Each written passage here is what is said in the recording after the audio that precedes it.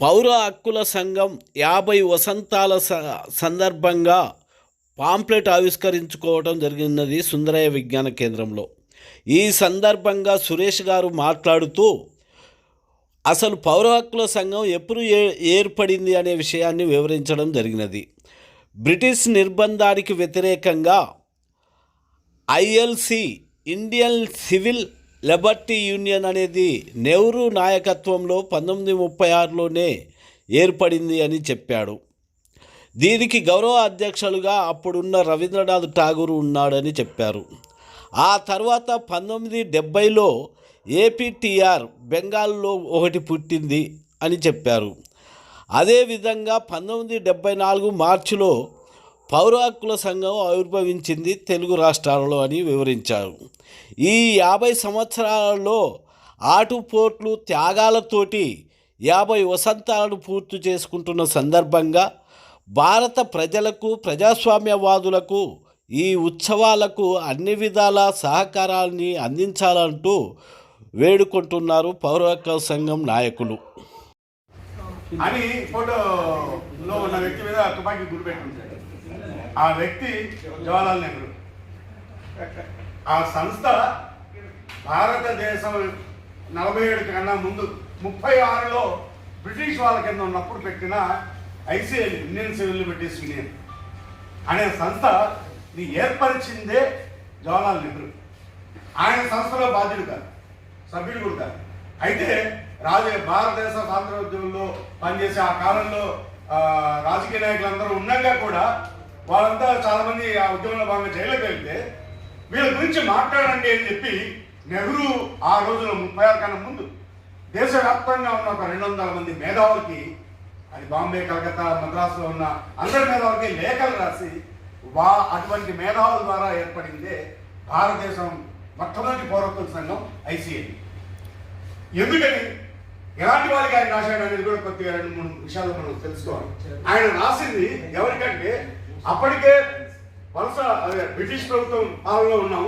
British ప్రభుత్వం గౌరవించిన పెద్ద మనుషులు సర్ అనే బిరుదుతో మీ అందరూ తెలుసు. ఆ రోజుల్లో బ్రిటిష్ గవర్నమెంటే సర్ అనే బిరుదు ఇచ్చేది. అటువంటి వాళ్ళు లేదా నోబెల్ బహుమతి వచ్చిన వాళ్ళు, రవీంద్రనాథ్ ఠాగూర్, ఇలాంటి వాళ్ళందరికీ దేశవ్యాప్తంగా ఉన్న పేరు మోసిన న్యాయవాదులు, రచయితలు, అలాంటి వాళ్ళకి లెటర్లు రాసి మీరు దేశ ప్రజల హక్కుల గురించి మాట్లాడండి, మీరు మాట్లాడితే అన్న ఈ ప్రభుత్వాలు వింటాయి, లేదా ఈ విషయాలు ఇంత నిర్బంధం ఈ దేశంలో జరుగుతుంది ప్రపంచానికి తెలుస్తుంది అని చెప్పి నెహ్రూ 1936లో రాస్తే ఏర్పడిన సంస్థ. దానికి గౌరవ అధ్యక్షుడు రవీంద్రనాథ్ ఠాగూర్. సరే, అప్పుడు అధ్యక్ష కార్యాలయం ఆ విషయాలకు వెళ్ళడం కాదు. ఎందుకు చెప్తున్నానంటే ఆ రకంగానే ఏర్పడిన తర్వాత జరిగిన విషయాలు చాలా ముఖ్యం. 40 ఏళ్ళ స్వాతంత్రం వచ్చిన తర్వాత అదే నెహ్రూ ఈ పౌర హక్కుల సంఘానికి అవసరం లేదు. అంటే ఇక్కడ అర్థం చేసుకోవాల్సింది, ఎవరైతే కావాలని పూనుకొని పెట్టాడో ఆయనే అధికారంలోకి వచ్చిన తర్వాత ఈ హక్కుల సంఘాలు అవసరం లేదు అని చెప్పి ఆయన కనీసం నిర్బంధం నిషేధం పెట్టలేదు. కానీ ఇప్పటి పాలకులు మేమే ఈ సంఘానికి బాధ్యులుగా ఉంటాము అని చెప్పి మా పౌర హక్కుల సంఘం డాష్ మీదకి వచ్చి మాట్లాడిన వ్యక్తి కేసీఆర్. కేసీఆర్ వచ్చి ఆ రోజు ఈ హక్కుల సంఘానికి నేను అధ్యక్షుడు అవుతా అన్నాడు. మీరు గుర్తుంటే తెలంగాణ ఉద్యమం నడిచేటప్పుడు మేము మా కేసీఆర్ని పిలిచి ఆహ్వానించాం పౌర హక్కుల సంఘం తెలంగాణ ఉద్యమం కోసం పెట్టిన సభలో. ఆ సభలో మాట్లాడిన వ్యక్తి అప్పుడు మేము వేసిన పుస్తకాన్ని హరగోపాల్ గారు ఇస్తే ఆ పుస్తకం తీసుకుంటూ అది ప్రముఖంగా ఫ్రంట్ లైన్లో వచ్చిన ప్రత్యక్షాలు నేను పౌర హక్కుల సంఘం అధ్యక్షుడు అవుతా అన్న కేసీఆర్ ఆ తర్వాత ఇందాక చెప్పినట్టుగా పౌర హక్కుల సంఘాన్ని నిషేధించారు. పౌర హక్కుల సంఘం సభ్యుల మీదే ఎవరికైతే ఆయన పుస్తకం తీసుకున్నారు పౌర హక్కుల సంఘం సీనియర్ సభ్యులు ప్రొఫెసర్ హరగోపాల్ గారి మీద ఉపాకేసి పెట్టారు. సో ఇది పాలకులు మొత్తంగా ఈ దేశంలో చూస్తున్న చరిత్ర. అట్లా ఎవరు కూడా అతను పౌర హక్కుల సంఘం అవసరం లేదన్న, ఇక మేమే పరిపాలిస్తుంది అని చెప్పి ఆయనకు అవసరం లేకపోవచ్చు. అధికారంలోకి వచ్చి ఆయనకు బాగా తెలుసు. అధికారంలో రావడం వచ్చిన తర్వాత ఇవన్నీ అవసరం లేదని మాట్లాడారు. మాట్లాడిన తర్వాత ఈ దేశంలో హక్కుల సంఘం అవసరం అని చెప్పి 1965లో ఆ తర్వాత 70లో, ఎందుకంటే అప్పటి నుంచి ఉన్న సంఘాలు పౌర హక్కుల సంఘం చరిత్ర ఏంటంటే నిర్బంధం తీవ్రంగా పెరిగినప్పుడే పుట్టి ఆ నిర్బంధం తగ్గాకో లేదా ఆ రాజకీయ పార్టీలు అవసరం తీరాకో అయిపోతూ వచ్చాయి. 70 నుంచి మొదలైన పౌరత్వ సంఘాల్లో ఇప్పటికీ అప్పుడు పుట్టినప్పటి నుంచి కొనసాగుతున్న సంఘంలో అతి పాత అంటే పురాతన సంఘంగా మన సివిల్ లిబర్టీస్ కమిటీ అప్పటి ఏపీసీఎల్సీ ఇది చెప్పుకోవచ్చు. ఎందుకంటే ఏపీసీఎల్సీ కన్నా ముందు పుట్టిన సంఘం 70లో ఏపీడీఆర్ అని బెంగాల్లో 1970లోనే ఏర్పడింది పౌరత్వ సంఘంగా. అట్లా 73లో పౌరత్వ సంఘం డిసెంబర్ 23 గుంటూరులో ఏర్పడింది. నిజానికి గుంటూరులో ఏర్పడే నాటి కూడా అదే పరిస్థితి. దేశ రాష్ట్రాల్లో అప్పటి తెలుగు రాష్ట్రం ఉమ్మడి రాష్ట్రంలో ఉన్న మేధావుల్ని, రచయితల్ని, కళాకారుల్ని, విప్లవకారుల్ని నేరుగా తుపాకులతో చంపేస్తూ ఉండగా ఆ నిర్బంధాన్ని ప్రశ్నించిన రచయితల్ని లేదా మేధావులందరినీ కూడా జైలులో కుట్ర కేసులు పెడుతూ కనీసం రాసిన పుస్తకాల్ని, కవితా పుస్తకాల గురించి విశ్లేషించిన క్రమంలో పౌరత్వ సంఘం పుట్టాల్సిన అవసరం వచ్చి అప్పటిదాకా న్యాయవాదులుగా ఉండి ఈ కేసులు చేసిన వాళ్ళే ఆ సంఘానికి బాధ్యులు గారి పత్తిపాటి వెంకటేశ్వర లాంటి వారు కావచ్చు, లేదా శ్రీశ్రీ లాంటి వ్యక్తి మట్టే బయట ఉండగలిగారు. వాళ్ళతోటి పుట్టిన సంస్థ పౌరత్వ సంఘం. అప్పటి నుంచి కొనసాగే క్రమంలో ఇప్పుడు చెప్పినట్టుగాని ఈ నిర్బంధాలు అన్ని తట్టుకుంటూ నిలబడగలిగింది.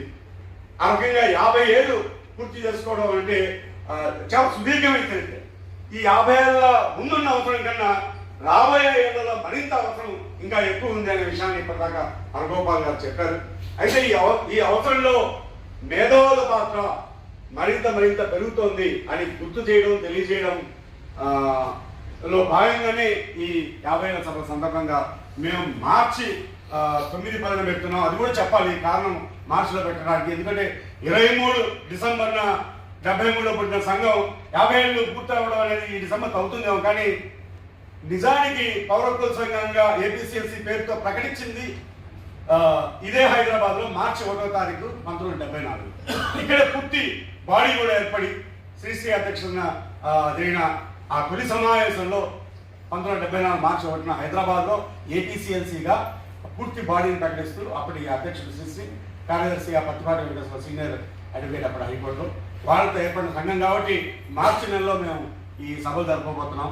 ఆ సభలకి ఎప్పట్లాగే నిజానికి మమ్మల్ని అంటూ ఉంటారు, పౌరత్వ సంఘం యొక్క కార్యాచరణ ప్రజలకి విస్తృతంగా తీసుకెళ్ళింది పత్రికలు లేకుండా మేము లేము. ఒక రకమైన పేపర్ టైగర్స్, ఆ మాట పిలిపే టైగర్స్ అని కాదు, ఇక్కడ పేపర్ ద్వారా పత్రిక లేకుండా పౌర హక్కుల భావజాలాన్ని అది ప్రజల్లో విస్తృతంగా తీసుకెళ్ళగలడం అనేది జరగలేదు. కాబట్టి పత్రికా మిత్రులకి ప్రత్యేకంగా మేము కోరుతున్నాము ఈ సభల రేపు జరిగే సభలను కూడా ప్రజలకి మరింతగా తీసుకెళ్లాల్సిన అవసరాన్ని, రాబోయే రోజుల్లో మరింత నిర్బంధం పెరిగితే దాన్ని ప్రశ్నించడానికి మేధావులు ఇంకా మిగిలి ఉండాలి.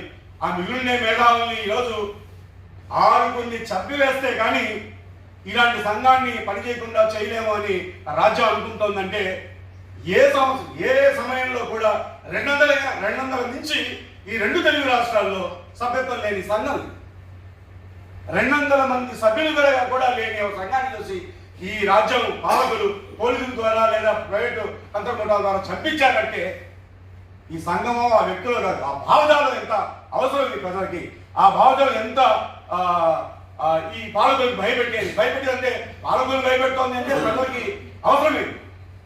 కాబట్టి ఈ సంఘాలు పనిచేసే అంశాలు, ఆ భావజాలు చాలా అవసరం అని గుర్తించి పత్రికలు ఎప్పట్లాగే ఈ సభలు కూడా విజయవంతం చేయడానికి సహకరిస్తారని చెప్పి కోరుతూ ముగిస్తుంది.